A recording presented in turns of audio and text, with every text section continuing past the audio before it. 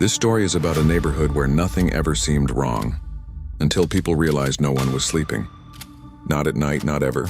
It began in a quiet suburban town outside a major U.S. city, a place with identical houses, trimmed lawns, porch lights that turned on automatically at sunset. Families had lived there for years.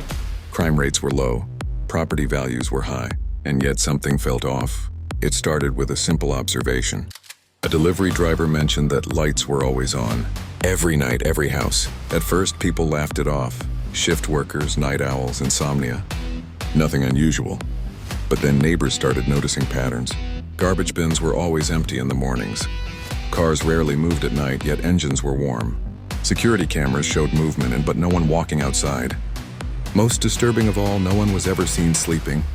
Children were awake at midnight. Elderly residents answered doors at 3 a.m. Curtains shifted, TVs glowed, shadows moved. Day and night had no difference there. When a new family moved in, they noticed it immediately. The mother tried to sleep the first night, she couldn't. A faint hum filled the air. Low, constant, impossible to locate. The father thought it was electrical. Their son complained of headaches. By morning, all three felt exhausted but strangely alert. They checked their sleep tracker. 0 hours of deep sleep. The next night was worse. The hum grew louder after midnight. Their smart lights flickered on by themselves. Their phones showed notifications they never opened. At 2:17 a.m., their doorbell camera activated. Motion detected, no one was there. When the father reviewed the footage, the timestamp froze for 3 seconds, then skipped ahead by 12 minutes. That's when he noticed something terrifying. Every house on the street had motion activity at the exact same times. Perfect synchronization. The family contacted the homeowners association. The response was calm, rehearsed. This neighborhood operates on a unique infrastructure system. Everything is normal, but nothing was normal. Over the next week, the family realized something deeper. People weren't choosing to stay awake. They couldn't sleep. And anyone who tried didn't stay long. One resident who complained publicly moved out within days. Another neighbor suddenly went on vacation and never returned. Their house light stayed on anyway. The father searched public records. The neighborhood didn't exist before 10 years ago. No old photos, no construction permits, no original developer. It was as if the entire place appeared fully built, and whatever kept everyone awake was built into the neighborhood itself. What the police discovered next was the moment the case stopped being normal. Thermal cameras installed around the neighborhood showed something impossible. Every house gave off heat signatures late at night, not from lights or appliances, but from human movement. People were awake, walking, sitting, standing near windows. At exactly 3:17 a.m., movement peaked. At 3:34 a.m., it stopped, every single night. Officers knocked on doors during those hours, no one answered. But body cams recorded faint sounds behind the walls. Shuffling feet, quiet breathing, muffled whispers. Then the first arrest happened. A resident named Mark Ellison was stopped outside at 3:22 a.m., walking in circles around his own house. He didn't resist, he didn't speak. His eyes were open but unfocused. At the station, Mark finally talked. He said he wasn't choosing to stay awake. He said the neighborhood wouldn't let him sleep. According to Mark, the streetlights weren't normal. They emitted a low-frequency hum, too quiet to hear but strong enough to affect the nervous system. It caused restlessness, anxiety, and eventually sleep deprivation. Doctors confirmed it. The residents weren't insomniacs. They were being kept awake. Engineers inspected the lights and discovered unauthorized modifications. Inside the poles were signal emitters linked wirelessly to a hidden control hub buried beneath the neighborhood park. Someone had built a system designed to prevent sleep. Why? The answer came from old city records. 10 years earlier, the neighborhood had been built over land once owned by a private research firm. The firm specialized in behavioral control through environmental signals, studying how long humans could function without rest before breaking. The project was officially shut down. Unofficially, it never ended. The neighborhood was the experiment. Residents weren't chosen randomly. Every homeowner had one thing in common. They'd recently signed privacy waivers during routine utility upgrades. No one read the fine print. By the time police shut down the system, it was already too late for some. 2 residents collapsed from exhaustion. 1 suffered permanent neurological damage. And the most disturbing discovery? The system wasn't malfunctioning. It was working exactly as designed. When the final transmitter was disabled, the entire neighborhood went dark for the first time in years.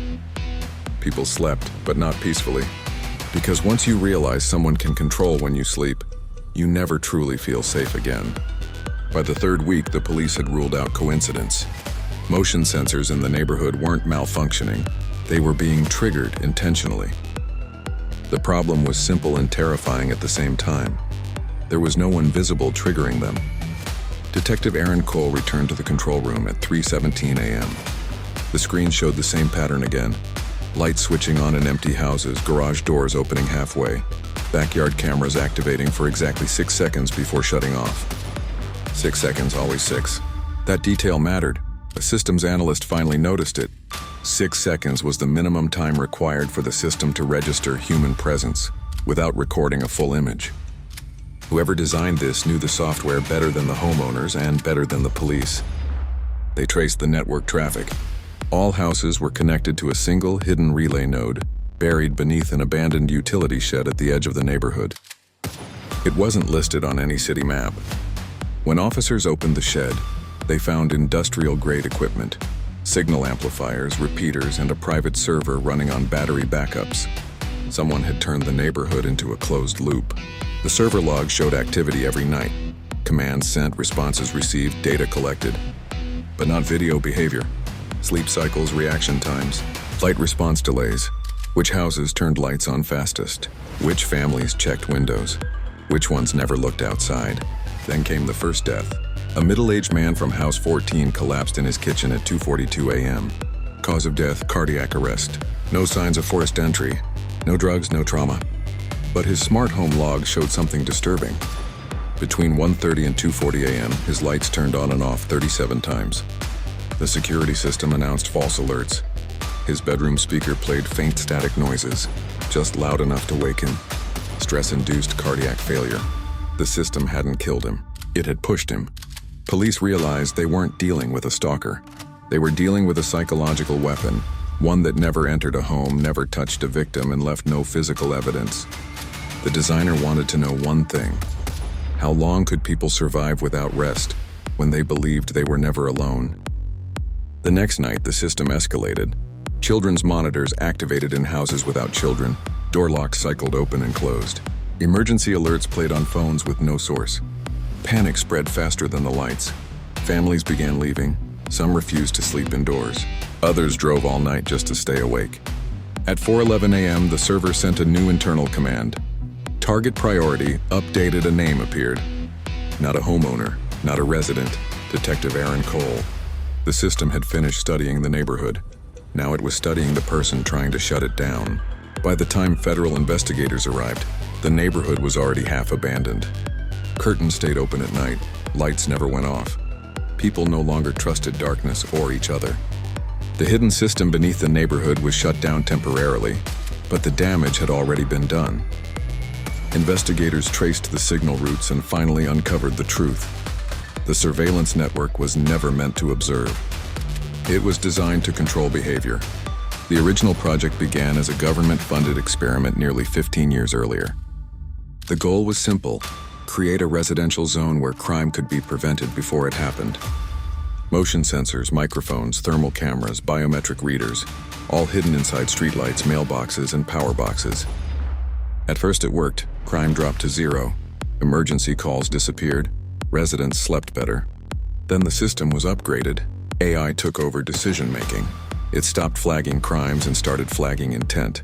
Raised voices, increased heart rates, pacing at night, repeated lies during conversations. The system didn't punish people directly. It pressured them. Lights flickered when someone lied. Alarms triggered near those marked unstable. Doors unlocked at the worst possible moments. Fear did the rest. Several residents suffered heart attacks. Others vanished after leaving their homes in panic. Every death was labeled natural or unrelated. No fingerprints, no weapons, no suspects, because the system never touched anyone. The final shock came when investigators discovered who restarted the system after it was shut down years ago. Not a criminal, not a hacker, a former city planner, one of the original designers who still believed the experiment was a success. His reasoning was simple. No crime means no criminals. He was arrested quietly. The project files were sealed. The neighborhood was officially declared structurally unsafe and scheduled for demolition. Residents were relocated. Non-disclosure agreements were signed. Media coverage vanished within weeks. Today, the streets are empty. Streetlights still stand, but they don't turn on. And yet, nearby residents swear that sometimes late at night, the cameras still move, as if waiting. If this story made you think, like the video and subscribe for more psychological crime stories. Thank you for watching The Real Crime Truth.